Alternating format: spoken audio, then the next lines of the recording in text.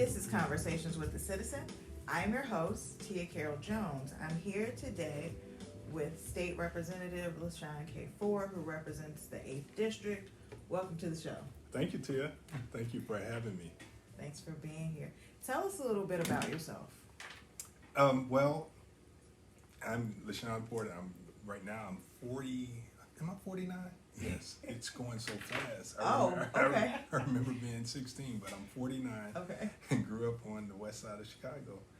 And I'm a former Chicago public school teacher, a real estate broker, and state representative of the 8th District, which covers the Austin community, Oak Park, Berwyn, LaGrange Park, North Riverside, and parts of Western Springs and Brookfield. Okay. All right.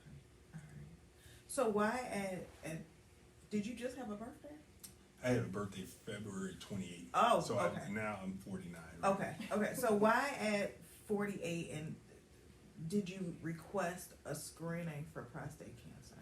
You know, I went in to get a colonoscopy, and I said at that time I need to make sure that I do the prostate screening too, because Tia, what I've learned is men really think that doing a colonoscopy actually covers their prostate. Okay. It sounds, it's true.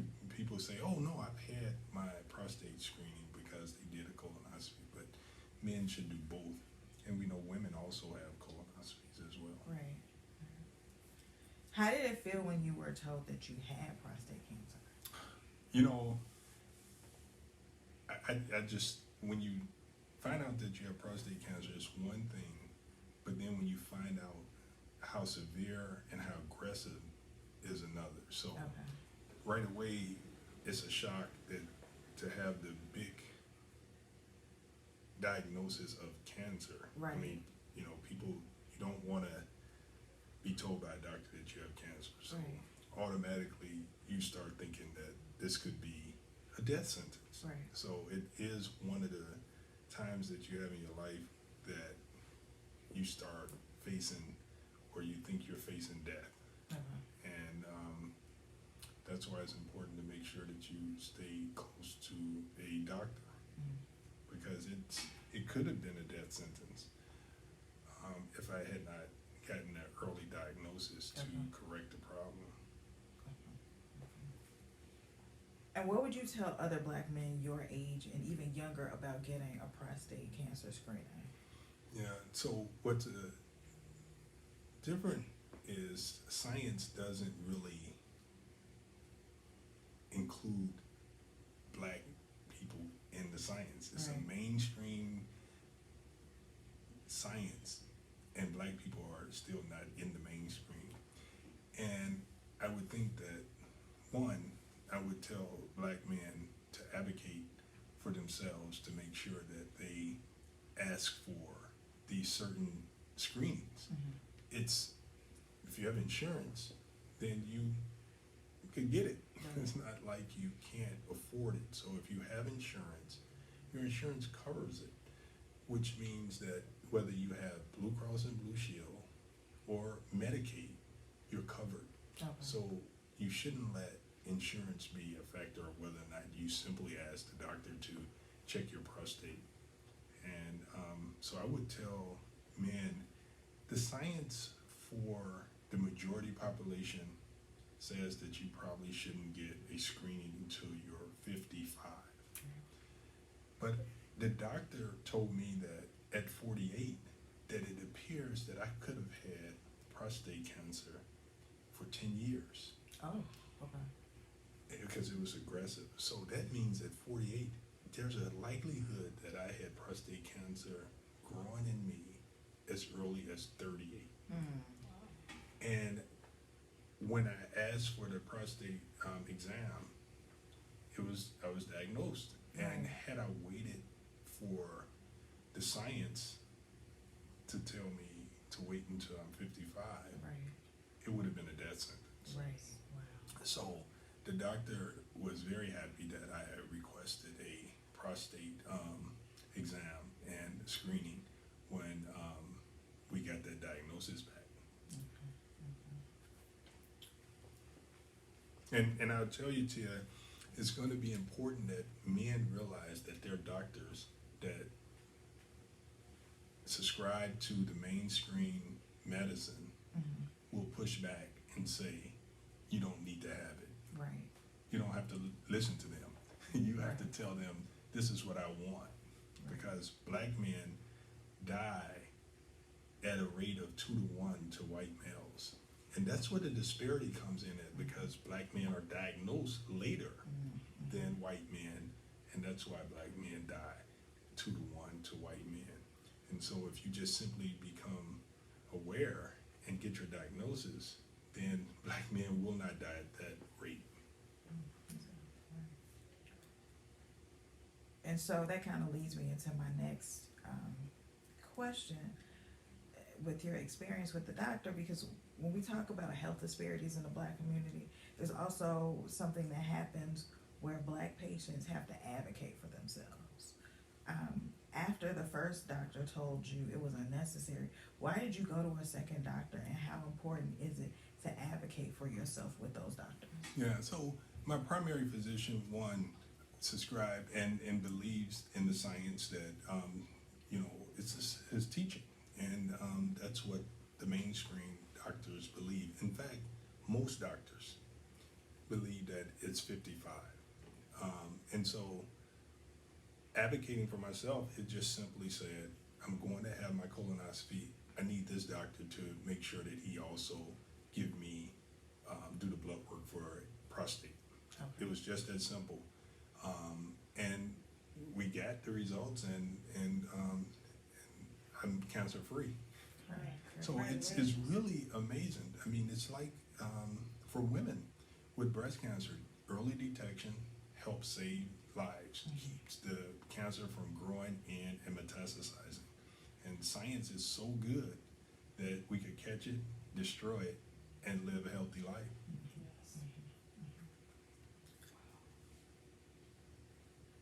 How will having cultural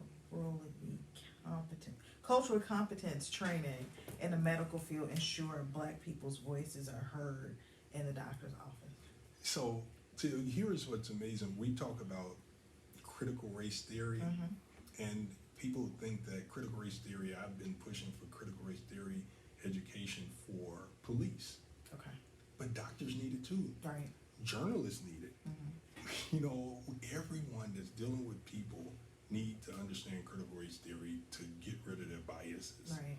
So not only are doctors trained by a biased institution, they're raised in a biased family setting, and so they bring their life's experiences to their employment, and they put it on us. Right. So doctors, the science, they've been going to these white institutions saying that you don't have to worry about a prostate screening until a person is 55.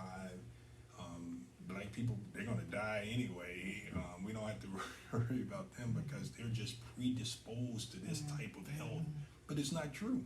Right. I mean, black people could actually live longer lives if we advocate and tell the doctors that we're going to advocate for ourselves, and we have to advocate for better science, including black people in these clinical trials. Going to these universities, make sure that these universities include black people in science so that we can eliminate these health disparities. The truth, the health disparities are not the fault of black people alone. The health disparities, I've learned, comes because science ignores black health.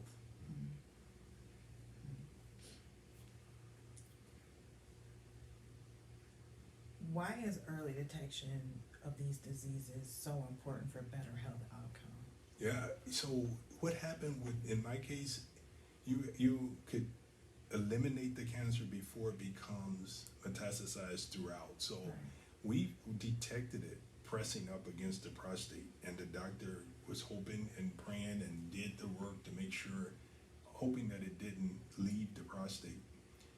Had it left the prostate, it would have been more challenging to have a recovery. Okay. It's not the end of the world if it metastasized, but it's another step. So in my case, we were able to detect the prostate cancer before it metastasized and left the prostate, which means we're able to remove the prostate and remove all the cancer. Had I waited until another year or 6 months, the doctors believe that it would have moved outside of the prostate, which means we have to remove the prostate. Now we have to do chemo and start doing that, going down that path. It was 2-step process, and that we know chemotherapy is something that is a strain on the body. And so early detection prevents a longer recovery. And so I had surgery January 28th. I did my first 3-mile run, 3.1 mile, 5K on February 28th, my birthday. Just last month, I did a 50-mile bike ride in Chicago.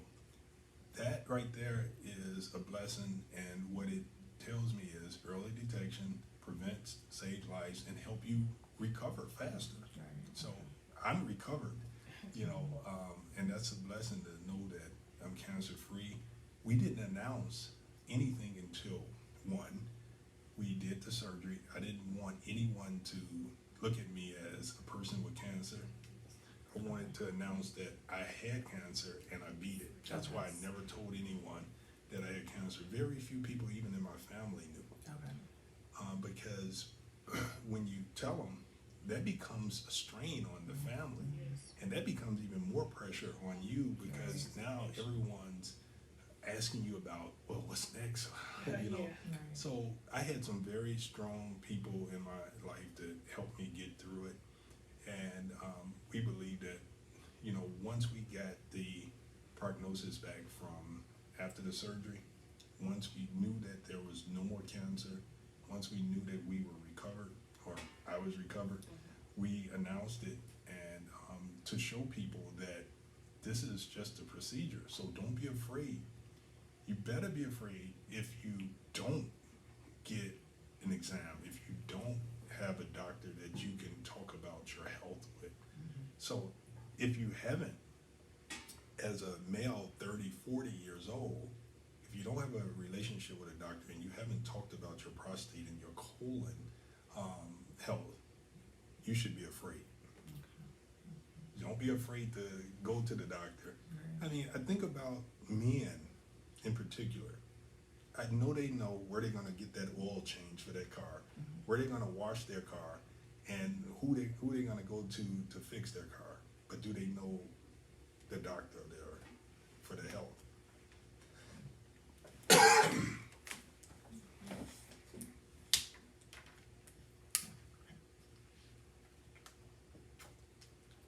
So you talked about being active. How are you feeling now? This morning I worked out too. I did 3 miles this morning. I did some weight training, and so I feel good. And it's always good to know that you're healthy. You know, so your health shouldn't be a surprise. And when you find out, because so it's important to know that prostate cancer there are no signs until it's a real problem. So I could have had it 10 years and didn't know it. And so there are no signs. And so when will the signs come? It'll come because it's probably left the prostate, and you'll start probably having blood coming out and things like that. Then you know you have a problem. So I felt healthy even then. Even leading up to my diagnosis, and even after the diagnosis, I was running 3 miles a day. I was exercising. So I exercised up until the day that I went into surgery. So I was healthy. Before we wrap up, is there anything else that you'd like to add? I think it's important that people, if you are unemployed, if you are uninsured, and if you're an American, you can be insured.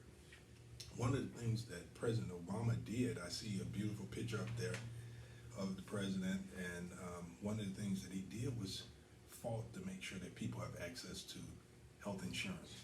Health insurance gives you some form of access to health care. And so Medicaid is available for people that may be unemployed. And people should take advantage of it, because the president did a lot to make sure that people have access to that. And so what's happening right now, August 15th is the deadline to enroll in Medicaid. Okay. People should be looking to have a medical home, and they should get enrolled in some form of insurance. Okay. And so hopefully the state will advertise in the Citizens paper to make sure that there's some understanding and promote the fact that we need to enroll in Illinois' Medicaids. Are they advertising in the paper? Well, not currently. We need to talk to them, because we definitely need to make sure that the managed care organizations go out and enroll people in healthcare. Because if you don't have health insurance, it's hard to have a relationship with a doctor. Okay. Great. Well, thank you so much. Thank you, Terry.